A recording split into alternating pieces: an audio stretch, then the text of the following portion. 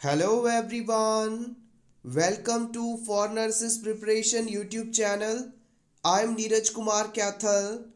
Today is 22 February 2022 and today's important MCQs for upcoming nursing recruitment exams are: first question, transfer of frustration due to not meet goals with another person or weaker subject is known as। मान लीजिएगा किसी person ने कोई goal decide किया था लेकिन किसी वजह से वो इसे अचीव नहीं कर पाया। इसे अचीव ना कर पाने के कारण उसे फ्रस्ट्रेशन हुई यानी गुस्सा आया और उसने अपनी इस फ्रस्ट्रेशन को किसी कमज़ोर ऑब्जेक्ट या कमज़ोर पर्सन के ऊपर निकाल दिया, जैसे कि किसी चीज़ को तोड़ देना या किसी को डांट देना, मार देना, पीट देना। तो आपको बताना है कि इस प्रकार का जो ये फ्रस्ट्रेशन ट्रांसफ़र है वो किस नाम से जाना जाता है। आपके ऑप्शंस हैं प्रोजेक्शन, डिस्प्लेसमेंट, रिग्रेशन या फिर रैशनलाइजेशन।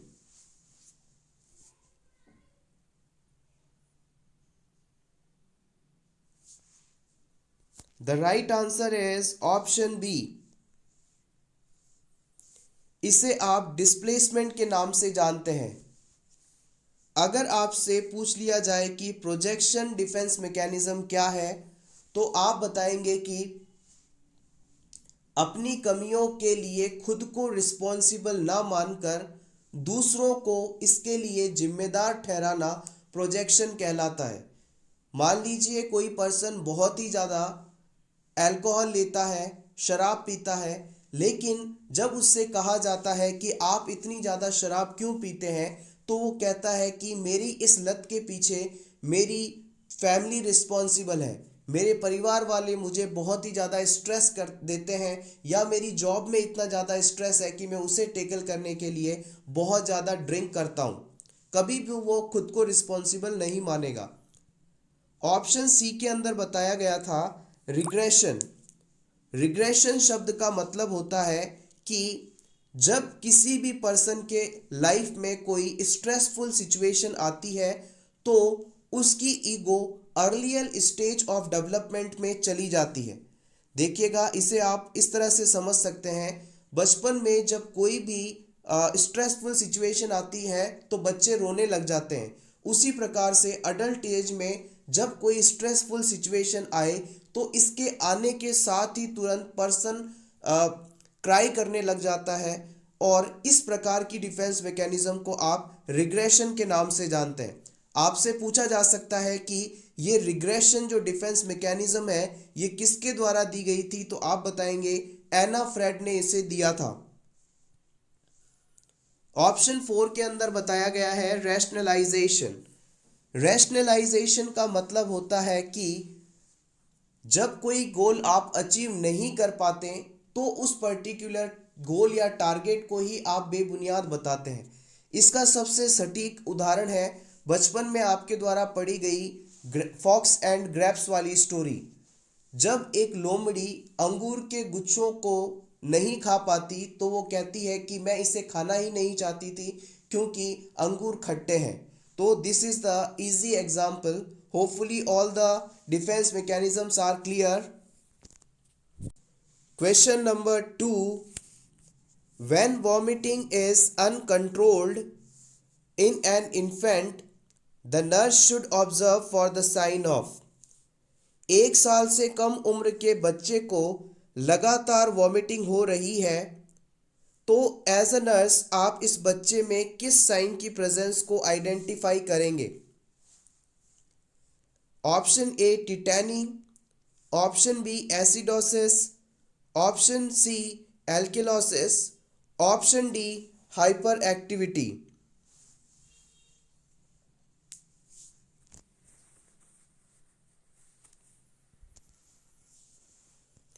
इंपॉर्टेंट क्वेश्चन है ये, प्रीवियस एग्जाम में इसे अलग अलग तरह से पूछा गया है। The right answer is option C. यहाँ पर एक्सेसिव वॉमिटिंग के कारण बच्चे में एल्केलोसिस कंडीशन डेवलप हो सकती है। देखिएगा, जब भी किसी पर्सन के अंदर बहुत ही ज़्यादा वॉमिटिंग हो रही है तो वॉमिटिंग के अंदर स्टमक का कंटेंट बाहर की तरफ निकाल दिया जाता है। Expulsion of stomach content outside the body is called vomiting. और इस कंडीशन के अंदर स्टमक में मौजूद जितना भी एसिड कंटेंट है, हाइड्रोक्लोरिक एसिड आदि है, वो बॉडी से बाहर चले जाते हैं और इस वजह से बॉडी के अंदर H+ आयन की यानी एसिड की कमी हो जाती है। तो इस सिचुएशन में पर्सन के अंदर एल्केलोसिस कंडीशन डेवलप होती है। याद रखिएगा, वॉमिटिंग में एसिड का लॉस होता है और एसिड की कमी से एल्केलोसिस डेवलप हो जाता है। इसके ऑपोजिट यदि आपसे पूछ लिया जाए कि अगर किसी पर्सन को डायरिया हो रहा है, लगातार डायरिया हो रहा है, तो इस सिचुएशन में कौन सा एसिड बेस इम्बैलेंस डेवलप होगा, तो उस सिचुएशन में आप कहेंगे कि इस पर्सन के अंदर एसिडोसिस डेवलप होगा। बिकॉज जब हम डायरियल स्टेज में होते हैं तो हमारी इंटेस्टाइन के थ्रू बहुत ही ज़्यादा जो बाइकार्बोनेट आयन है या फिर जो बेस सब्सटेंस है, एल्केलाइन है, उसका लॉस होता है और एल्केलाइन की कमी के कारण पर्सन के अंदर एसिड की मात्रा बढ़ जाती है, तो वहां पर एसिडोसिस कंडीशन डेवलप हो जाती है। इसके अलावा जब भी बच्चे को वॉमिटिंग या डायरिया होता है तो उसमें हाइपर एक्टिविटी नहीं, लो एक्टिविटी देखी जाती है और टिटेनी कैल्शियम की कमी होने पर देखने को मिलता है। Question number 3, foot drop occurs due to. आपको बताना है कि फुट ड्रॉप किससे संबंधित है? सियाटिक नर्व से, सुपरफिशियल पेरोनियल आर्टरी से, डीप पेरोनियल नर्व से या फिर ब्रैकियल प्लेक्सिस से।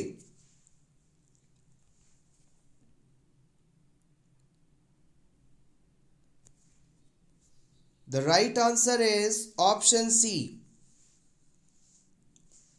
देखिएगा, जब कोई पर्सन लंबे समय से बेड रेस्ट पर होता है तो उसके पैर में डीप पेरोनियल नर्व में इंजरी होने के कारण उसका पैर कुछ इस प्रकार से आगे की तरफ झुक जाता है और वो चाहकर भी अपने पैर को वापस डॉर्सीफ्लेक्स नहीं कर पाता। ये कंडीशन फुट ड्रॉप के नाम से जानी जाती है। हॉस्पिटल में बेड रिडन पेशेंट में फुट ड्रॉप कंडीशन ना हो, इसके लिए फुटबोर्ड का इस्तेमाल किया जाता है। फुटबोर्ड को आप पेशेंट के पैरों पर इस प्रकार से लगा देते हैं ताकि उसका पैर सपोर्टेड रहे, आगे की तरफ ना झुक पाए और ऐसा करके हम फुट ड्रॉप कंडीशन को प्रिवेंट कर सकते हैं। फुट ड्रॉप पैरों में होता है और इसे याद रखने के लिए कि कौन सी नर्व इसमें प्रभावित होती है तो आप याद रख सकते हैं पेरोनियल नर्व, पैरों में पाई जाने वाली nerve, peroneal nerve, peroneal nerve. Question number 4, one of the following is responsible for sale mediated immunity. आपको बताना है कि इन सभी में से सेल मीडिएटेड इम्यूनिटी के लिए कौन रिस्पॉन्सिबल है। इस क्वेश्चन को प्रीवियस एग्जाम में कई बार पूछा गया है, इंपॉर्टेंट है। आपके ऑप्शंस हैं T lymphocyte, B lymphocyte, plasma cell, beta sales.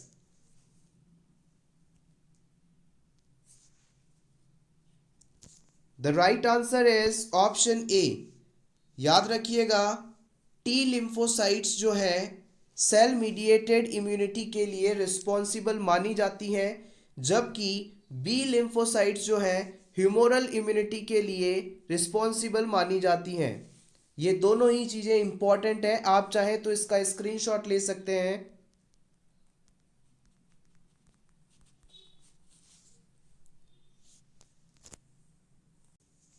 Question number 5, agranulocytosis is characterized bye.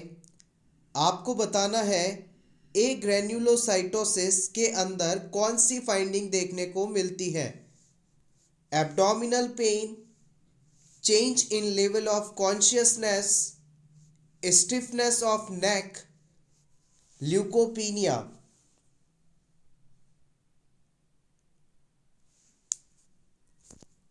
The right answer is option D. Agranulocytosis condition के अंदर ल्यूकोपीनिया देखने को मिलता है।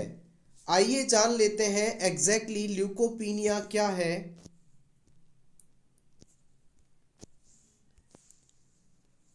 अ ग्रेन्युलोसाइटोसिस, जिसे आप ग्रेन्युलोसाइटोपीनिया के नाम से जानते हैं, means deficit or absolute lack of granulocytic white cells of blood.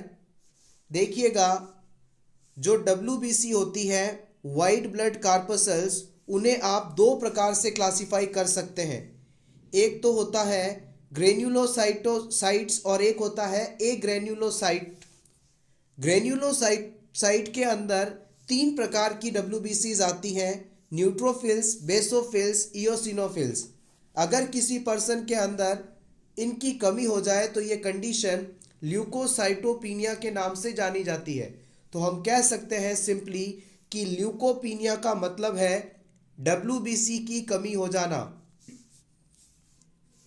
It में अकर in some leukemia, leukopenia and after exposure to certain drugs, example clozapine। देखिएगा, अगर कोई पर्सन क्लोजेपाइन ड्रग ले रहा है या फिर उसे ल्यूकीमिया या ल्यूकोपीनिया जैसी कंडीशंस हैं तो उसके अंदर WBC काउंट आपको कम मिलेगा। Next question, in a burn patient fluid loss occurs due to. आपको बताना है कि बर्न पेशेंट में एक्सेसिव फ्लूइड लॉस होने का क्या कारण है। Option A, increase capillary permeability. Option B, increase tissue perfusion. Option C, paralytic ileus and vomiting. Option D, nasogastric drainage. क्यों बर्न पेशेंट में फ्लूइड लॉस ज्यादा होता है? The right answer is option A। देखिएगा, हम ये बात बहुत ही अच्छे तरीके से जानते हैं कि हमारी आर्टरीज और वेन्स को कैपिलरी जोड़ने का काम करती हैं। आर्टरीज की स्मॉल ब्रांचेस होती हैं आर्ट्रियोल्स और वेन्स की स्मॉल ब्रांचेस होती हैं वेन्यूल्स। ये आपस में कैपिलरी के द्वारा जुड़ी होती हैं। जब किसी भी पर्सन को बर्न होता है तो इन कैपिलरीज के अंदर मेम्ब्रेन से होते हुए फ्लूइड के माइग्रेट होने की जो रेट है वो बढ़ जाती है। तो हम कह सकते हैं कैपिलरी की परमिएबिलिटी, कैपिलरी की पारगम्यता बढ़ने के कारण बर्न पेशेंट के अंदर ब्लड वेसल्स का जो भी फ्लूइड है वो ज़्यादा से ज़्यादा बाहर जाता है और एक्सेसिव लॉस होता है। So always remember, burn patient में कैपिलरी परमिएबिलिटी बढ़ने के कारण फ्लूइड लॉस देखा जाता है। Question number 7, who coined the term schizophrenia. बहुत ही इंपॉर्टेंट क्वेश्चन है, प्रीवियस एग्जाम में पूछा भी गया है। सिजोफ्रेनिया शब्द का इस्तेमाल सबसे पहले किसने किया था? Option A, Kraepelin. Option B, Sander. Option C, Bleuler. Option D, Meyer gross.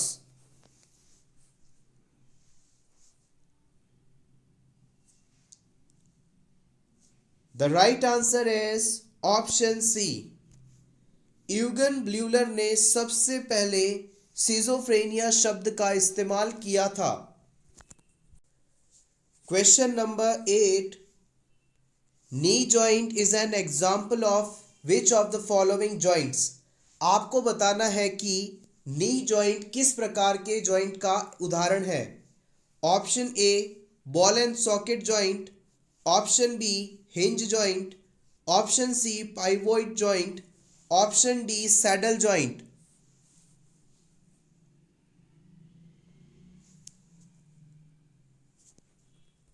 Right answer is option B.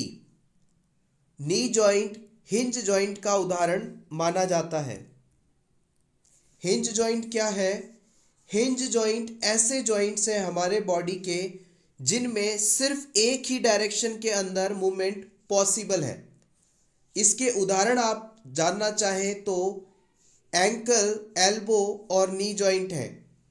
Ankle area का जॉइंट, एल्बो का जॉइंट और नी का जॉइंट, घुटने, कोहनी आदि के जॉइंट नी जॉइंट के उदाहरण हैं। Question number 9, route of administration of rota vaccine. Rota vaccine को आप किस रूट से एडमिनिस्टर करेंगे? ओरल, आईएम, आईवी या सबक्यूटेनियस?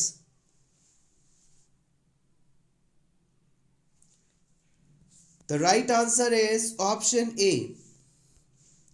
देखिएगा, बच्चों में डायरिया कॉज करने के लिए सबसे ज़्यादा बड़ा रिस्पॉन्सिबल कॉज है rota virus.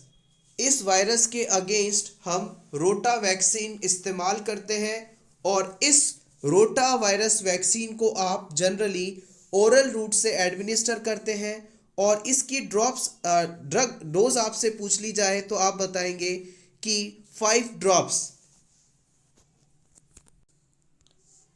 Question number 10, tardive dyskinesia is a. आपको बताना है कि टार्डिव डिस्काइनेशिया क्या है। Option A, side effect of antipsychotics. Option B, cause of dementia. Option C, psychosomatic disorder. Option D, cause of mania.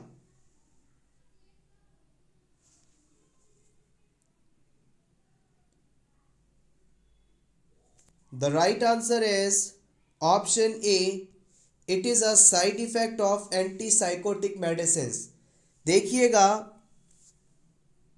Psychiatric conditions के treatment के लिए हम एंटीसाइकोटिक मेडिसिन का इस्तेमाल करते हैं और इस मेडिसिन के साइड इफ़ेक्ट के रूप में टार्डिव डिस्काइनेशिया कंडीशन डेवलप होती है। टार्डिव डिस्काइनेशिया कंडीशन के अंदर पर्सन की बॉडी के कुछ विशेष हिस्सों में इनवॉलेंट्री रिपीटेटिव मूवमेंट देखने को मिलती है। पर्सन ना चाहते हुए भी उसके बॉडी के उस पार्ट को मूव करता है, जैसे कि लगातार आई को ब्लिंक करना या फिर फेशियल ग्रीमेंस का होना, जैसे कि मछली के लिप्स बार बार आपको आगे की तरफ होते दिखाई देते हैं, इसी प्रकार पर्सन भी अपने लिप्स को आगे की तरफ मूव करता है। ये सभी फाइंडिंग्स टार्डिव डिस्काइनेशिया के एग्जाम्पल्स हैं। Question number 11, which type of hallucinations are common in schizophrenia.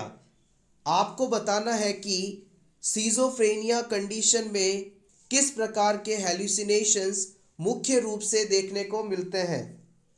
आपके ऑप्शंस हैं visual hallucinations, tactile hallucinations, olfactory hallucinations, auditory hallucinations.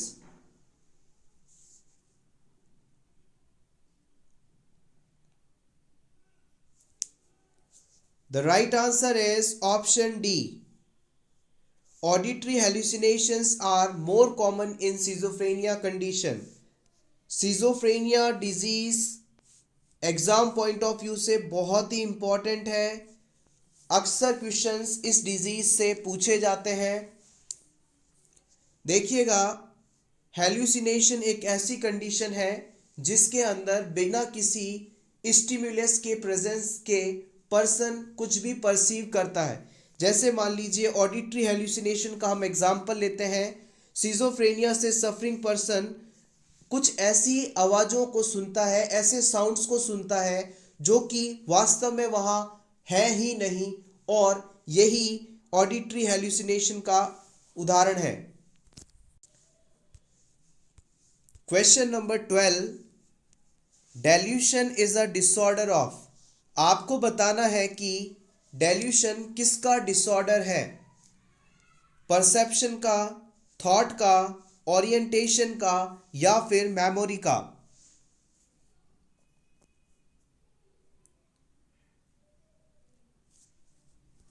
The right answer is option B. Delusion जो है थॉट का डिसऑर्डर है।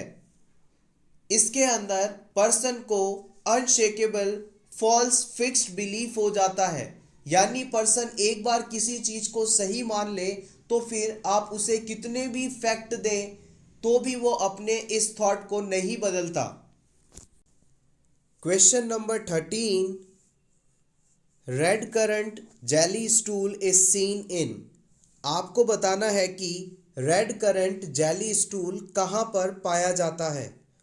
Volvulus, intussusception, malabsorption, Meckel's डाइवर्टिक्यूलम।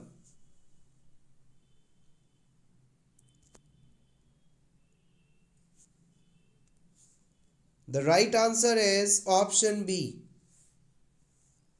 Red currant jelly stool intussusception condition में देखने को मिलता है। आइए इंटुसप्शन कंडीशन क्या है इसे भी जान लें। Intussumption is a condition in which one segment of intestine telescopes inside of another, causing an intestinal obstruction। देखिएगा, आपने अच्छे क्वालिटी के महंगे कैमरे देखे होंगे, उनके अंदर जो लेंसेज होते हैं वो कुछ इस प्रकार से अरेंज रहते हैं। जब आपको किसी एरिया का जूम व्यू लेना होता है तो ये जो कैमरा है वो इस प्रकार से ओपन हो जाता है, कुछ इस प्रकार से टेलीस्कोप की तरह ओपन हो जाता है। यही कंडीशन इंटुसप्शन कंडीशन कहलाती है। टेलीस्कोप की तरह इंटेस्टाइन का एक के ऊपर एक अरेंज हो जाना और फिर उस एरिया में ब्लॉकेज हो जाना, ऑब्स्ट्रक्शन हो जाना, इंटुसप्शन कंडीशन कहलाती है। और इस कंडीशन के अंदर red currant jelly like stool देखने को मिलता है। Although interception can occur anywhere in the gastrointestinal tract, it usually occurs at the junction of small and large intestine। देखिएगा, इंटुसप्शन वैसे तो किसी भी जगह हो सकता है इंटेस्टाइन के अंदर, लेकिन मुख्य रूप से अगर आपसे पूछा जाए तो आप बताएंगे स्मॉल और लार्ज इंटेस्टाइन जिस जगह पर मिलती हैं उस जगह पर इंटुसप्शन कंडीशन मुख्य रूप से देखने को मिलती है। आप चाहें तो इसका स्क्रीनशॉट ले सकते हैं, इंपॉर्टेंट है। Question number 14, normal fetal heart rate at birth in a term newborn is. अगर किसी बच्चे का जन्म 37 से 42 वीक्स की प्रेगनेंसी पर हुआ है, यानी टर्म एज पर हुआ है, तो इस बच्चे में जन्म के समय हार्ट रेट कितनी होगी। Important. Option A 80 to 100, option B 70 to 110, option C 120 to 160, option D 100 to 120।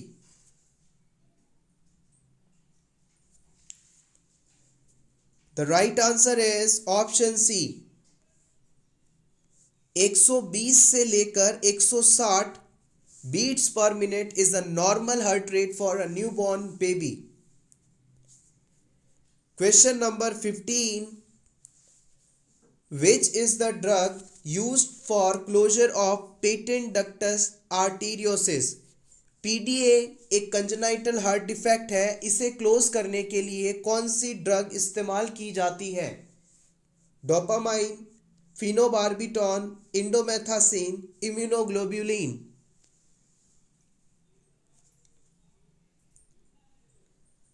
The right answer is option C. Indomethacin drug closure of PDA patent ductus arteriosus के ट्रीटमेंट में इस्तेमाल की जाती है। Question number 16, gamophobia means fear of sound, fear of marriage, fear of social isolation, fear of speed. The right answer is option B. Gamophobia का मतलब है कि मैरिज से डर लगना, शादी से डर लगना। जहां कहीं भी आपको फोबिया शब्द दिखाई दे, इसका एग्जैक्ट मीनिंग होता है irrational fear of something.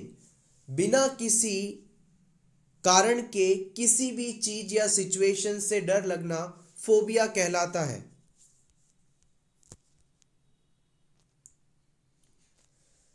Fear of marriage gamophobia, इसे हम डिस्कस कर चुके हैं। फियर ऑफ साउंड, अगर किसी पर्सन को साउंड से, आवाज से डर लगता है तो ये कंडीशन फोनोफोबिया के नाम से जानी जाती है। इसे आप लिगायरोफोबिया के नाम से भी जानते हैं। फियर ऑफ सोशल आइसोलेशन, इसे आप ऑटोफोबिया के नाम से जानते हैं। ऑटोफोबिया को आप मोनोफोबिया, आइसोलोफोबिया, एमर्मोफोबिया भी कह सकते हैं। It is specific phobia of isolation. Autophobia isolation का एक स्पेसिफिक एग्जाम्पल ऑफ फोबिया है। Question number 18, immunoglobulins are glycoproteins, polysaccharides, lipoproteins, amino acids.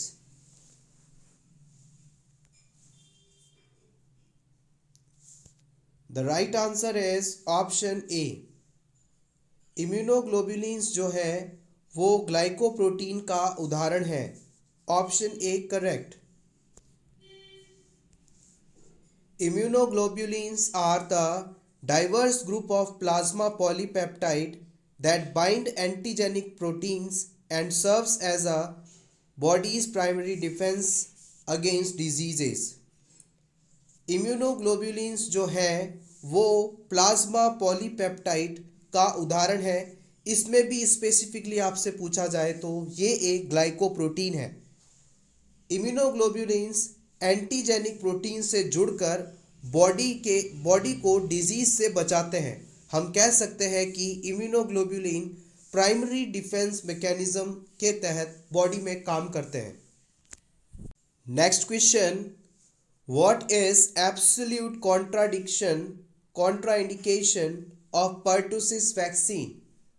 आपको इन चारों ऑप्शंस में से उसे सेलेक्ट करना है जिसके होने पर आप पर्सन को पर्टुसिस वैक्सीन नहीं लगा सकते।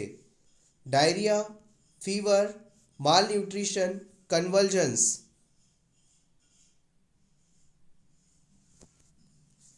The right answer is option D. Pertussis vaccine convulsions होने पर नहीं लगाया जा सकता। It is absolutely contraindicated. Pertussis vaccine को हम इन 4 कंडीशन में नहीं लगा सकते, जो कि है हाइपर सेंसिटिविटी टू वैक्सीन। अगर किसी पर्सन को इस वैक्सीन से एलर्जी हो, हाइपर सेंसिटिविटी हो, तो आप इसे नहीं लगाएंगे। अगर पर्सन शॉक स्टेट में है, कोलैप्स है, तो आप उसे नहीं लगा सकते। Persisted screaming fever of 40.5 degree centigrade, अगर किसी पर्सन को लगातार 40.5 डिग्री सेंटीग्रेड टेम्परेचर रहता है, फीवर रहता है, तो आप इस वैक्सीन को नहीं लगा सकते। इसके अलावा पर्सन को यदि सीजर्स आ रहे हैं यानी कन्वल्जन्स आ रहे हैं, तो आप इसे नहीं इस्तेमाल कर सकते। आप चाहें तो इसका स्क्रीनशॉट ले सकते हैं, इंपॉर्टेंट है। Question number 20, in the definition of epidemiology determinants generally include. आपको बताना है कि एपिडेमियोलॉजी डिटर्मिनेंट्स की डेफिनेशन में हम किसे इंक्लूड करते हैं। गौर कीजिएगा, यहाँ पर एपिडेमियोलॉजी डिटर्मिनेंट्स की बात की जा रही है। आपके ऑप्शंस हैं host, causes and risk factors, control measures, sources.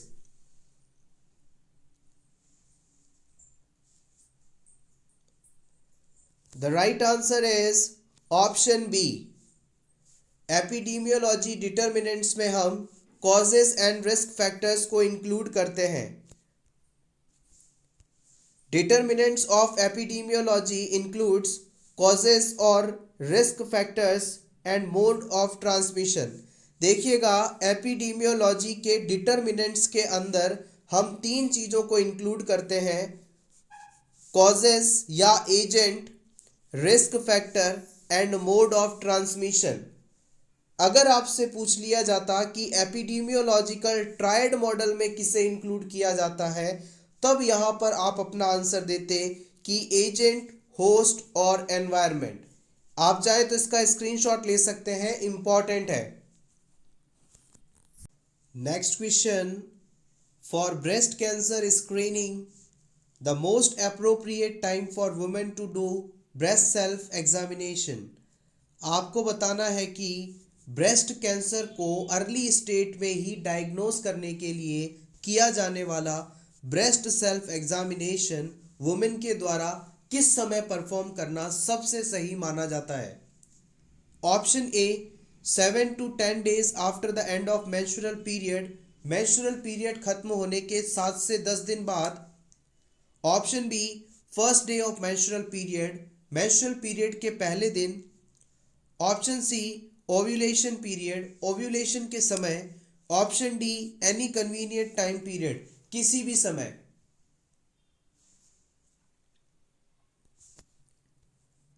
The right answer is option A. देखिएगा, मेंस्ट्रुअल पीरियड के 7 से 10 दिन के बीच में ब्रेस्ट सेल्फ एग्जामिनेशन करने का सबसे सही समय माना जाता है। Thank you so much everyone for watching this complete video. Best of luck.